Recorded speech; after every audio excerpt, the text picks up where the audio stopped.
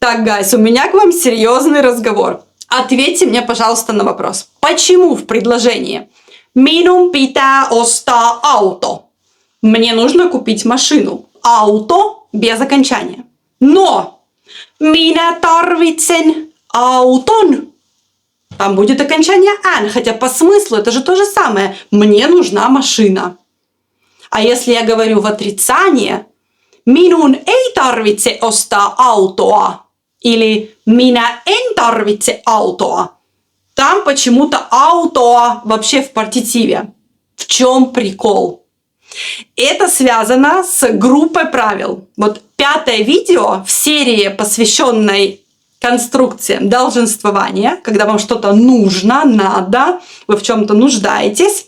И это видео будет про окончание объекта. Сначала давайте, что такое объект? Это прямое дополнение. Вот я хочу купить кого что? Машину. Если вы можете задать вопрос «кого что?», это объект, вот то слово, к которому вы вопрос задаете. Прямое дополнение. И вот это слово «объект», оно зависит в падеже от фразы и глагола этого предложения. Вот смотрите. Minun pitää ostaa auto. Почему нет окончания? Почему? В чем причина? Потому что это конструкция долженствования. Мне надо купить. В предложениях с «мне надо» minun pitää, minun täytyy. Конкретный объект будет без окончания. Если никакие другие там партитивные правила не вмешиваются, то базово вот такой объект без окончания. Это нулевой аккузатив. Мне нужно купить кого что? Машину. Мне нужно. Minun pitää ostaa auto.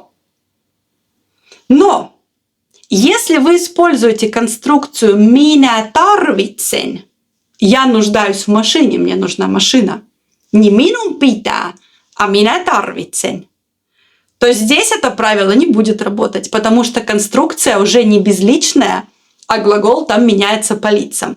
Minä tarvitsen auton, sinä tarvitset auton, hän tarvitsee auton. Как это запомнить? К сожалению, только зубрежкой. Вы берете 2 предложения и учите их наизусть. Minun pitää ostaa auto.